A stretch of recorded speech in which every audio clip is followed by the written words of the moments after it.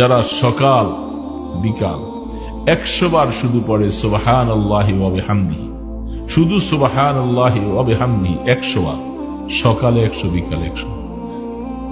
রাহমাতুল্লাহ আলাইহি বুখারী riwayat আছে, আল্লাহ রাসূল বলেন তার গুনাহগুলি যদি সমুদ্রের ফেনা পরিমাণ হয় আল্লাহ মাফ করে দিবেন। যে কঠিন 100 বার করে সুবহানাল্লাহ ওয়া বিহামদিহি বলা দোস্ত, কঠিন বাবা, কঠিন না।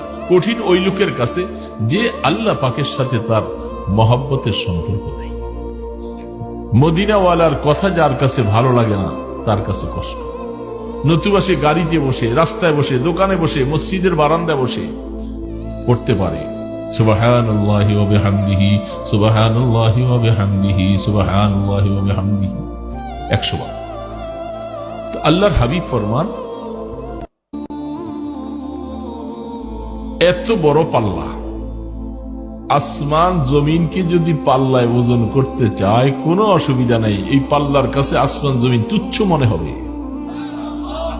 কত বড়! আল্লাহু আকবার। সেদিন ফেরেশতা নিযুক্ত থাকবে।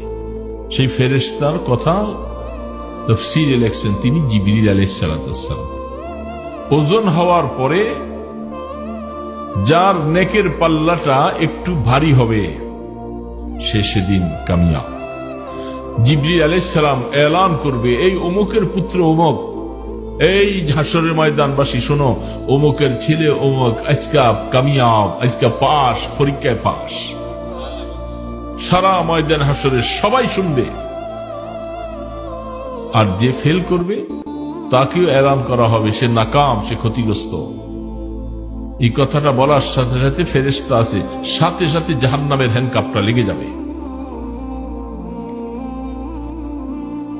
ওই সময় আল্লাহ সুবহানাহু ওয়া তাআলা